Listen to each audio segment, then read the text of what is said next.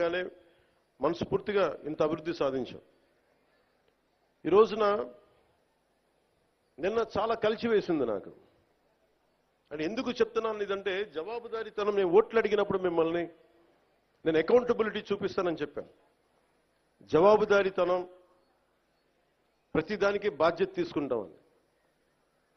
నిన్న తిరుమలలో జరిగిన సంఘటన, అది మన సంక్రాంతి, తొలి సంక్రాంతి పండగ ముందు జరగడం చాలా బాధ కలిగించింది. వైకుంఠ ఏకాదశి రోజున 6 నిండు ప్రాణాలు కోల్పోవడం బాధ కలిగించింది. 39 మంది గాయపడ్డారు. మనసు చాలా క్షోభించింది. పండగల వాతావరణం, పండగలు చేసుకునే తక్కువ,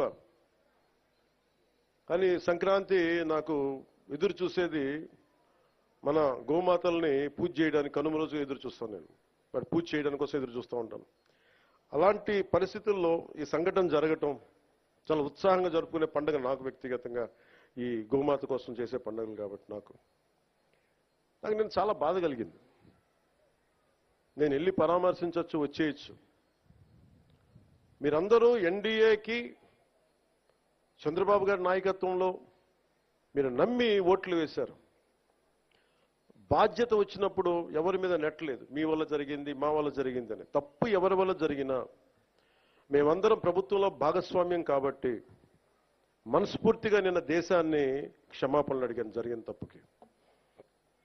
ఇది దేనికి క్షమాపణలు అడగాలి అంటే, collective responsibility. Leadership is all about collective responsibility.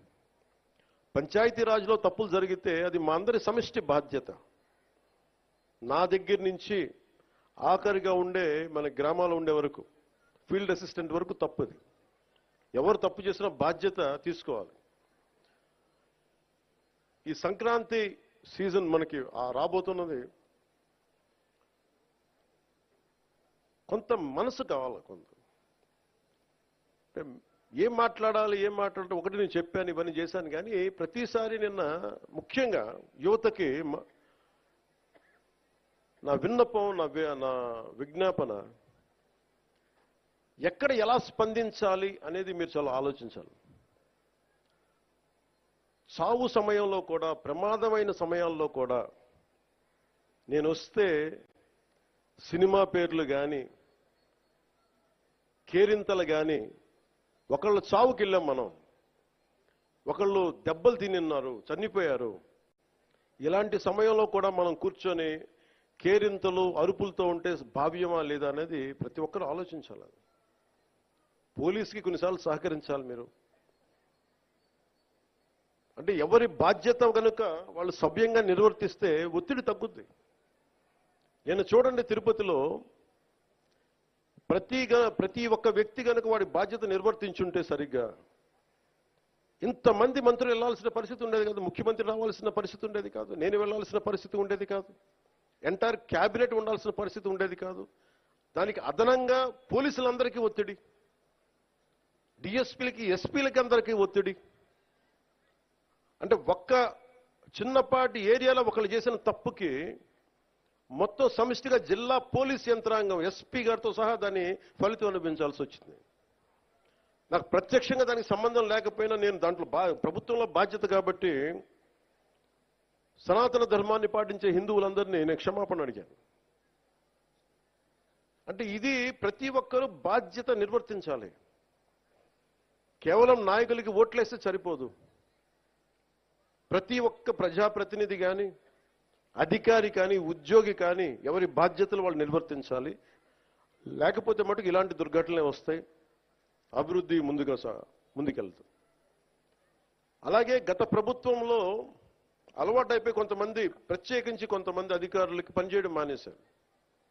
నిర్లక్ష్యంగా ఉండటం ఉన్నారు. అధికారికి పార్టీ పట్ల, ఏ పార్టీ అయినా సరే, జనసేన కాదు, తెలుగుదేశం కాదు, భారతీయ జనతా పార్టీ కాదు, గతంలో ఉన్న పార్టీ కూడా కాదు. Your loyalty is for the people. మీరు రాజ్యాంగానికే మీరు కట్టుబడి ఉండండి. మేము ప్రత్యేకించి ఫేవర్స్ ఏమి అడగం. నేను ప్రతిసారి కలెక్టర్ గారికి కానీ, ఎస్పీ గారికి కానీ నేను ఒకటే చెప్పాను, మీరు నాకు ప్రత్యేకించి ఏం చేయకండి అన్న. కనీసం మీరు మాకు చేయాల్సింది న్యాయం అందరికీ జరిగేలా చూడండి అని చెప్పాను. మా వాళ్ళు శిక్షిస్తే, తప్పు చేస్తే మాకు కూడా బాధ్యత ఏర్పడని చెప్పాను. ఎందుకంటే నేనే స్వయంగా అసెంబ్లీలో నేనే చెప్పా, తప్పు చేస్తే నన్ను కూడా శిక్షించమని. అలాంటిది మీరు మా వాళ్ళు రక్షించమని నేను అడగట్ల, కానీ రాజ్యాంగం ఇచ్చిన విధుల్ని సంపూర్ణంగా పరిరక్షించమని నేను మనస్ఫూర్తిగా అడుగుతా ఉన్నా. అంటే ఇది ముఖ్యంగా మన పిఠాపురంకి సంబంధించి మీ అందరి దృష్టికి తీసుకొస్తా ఉన్నా. నేను మొన్నదాకా జిల్లాలు తిరుగుతాను, ప్రతి జిల్లా కేంద్రాలకు వెళ్తాను, మనకున్న 26 జిల్లాలకు వెళ్తాను అనుకున్నా. నేను చాలా పెద్ద మనసుతో వచ్చాను, గొడ్డు చాకిరీ చేయడానికి వచ్చాను ఇక్కడికి. సో ముందు పిఠాపురంతో మొదలు పెట్టాలని అనుకున్నాను. అంటే నేను ముందు నాకు ఉద్దానంతో ప్రారంభించాం కాబట్టి శ్రీకాకుళంకి వెళ్దామా, లేదంటే భయంతో ఉండే ఎంతసేపు భయం గుప్పిట్లో ఉండే కొన్ని రాయలసీమ జిల్లాలకు వెళ్దామా, ఇట్లా అన్ని ఆలోచిస్తాను. ఒకటే అనిపించింది, ముందు ఇంటిని శుభ్రపరచుకున్న తర్వాత బయటికి వెళ్ళి అనిపించింది.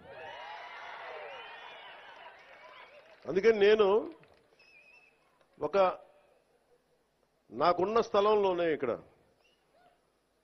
నేను సిమెంట్ ఇళ్లలో కూడా నేను అక్కడ నాకు షెడ్లు వేసుకొని ఉంటానని చెప్పాను. ఇప్పుడు ఇందాక చెప్తున్నా పేషి అందరికీ, నేను కొన్న స్థలంలో షెడ్లు వేసుకొని 14 రోజులు ముందు అవసరమైతే ఎక్కువ ఇక్కడే ఉండి మన పిఠాపురం ఉన్న ప్రతి గ్రామానికి వెళ్ళి,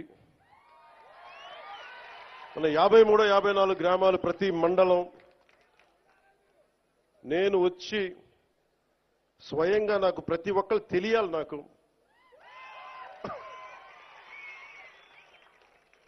అందుకని నాకు అదే కావాలి, మన ఇద్దరు కూడా. రోగి అదే కోరుకున్నాడు, వైద్యుడు అదే ఇచ్చాడండి. అలా మీకు అదే కావాలి, నాకు అదే కావాలి. మనందరం కలిసి మన పిఠాపురాన్ని మొత్తం ఒక జాతీయ స్థాయిలో దీని పేరు తీసుకొద్దాం. మనసు పెడితే ఏముండదు. మీరు ఇంత బలంగా నిలబడ్డారు. సో ఏంటి ఎత్తుకుతున్నారంటే ఫోన్లో, అలా కాదు.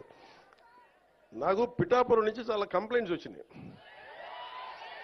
అది చదువుదామని పెడతాను. అది అంటే కలెక్టర్ గారు ఇక్కడే ఉన్నారు, పోలీసు ఉన్నతాధికారులు ఇక్కడే ఉన్నారు కాబట్టి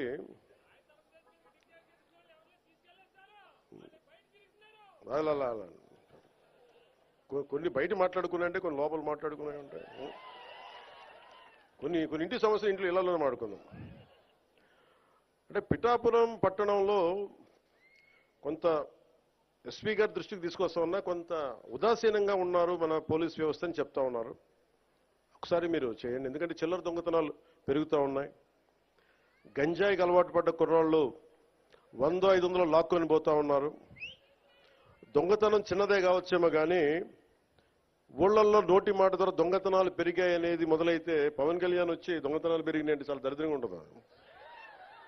దయచేసి చూసుకోండి. సహా చెప్తా, ఇంకా చాలా లిస్ట్ ఉంది, చదవనే. పిఠాపురం పట్టణంలో రథాలపేట, ఇందిరానగర్, అగ్రహారం ప్రాంతాల్లో గంజాయి వాడకం పెరిగినది ఉంది. అవునమ్మా? అలాగే తున్నించి వచ్చేవాళ్ళు ఇక్కడ కుర్రోళ్ళకి గంజాయి సప్లయర్స్గా మారుస్తున్నారని ఇది ఉంది దృష్టి.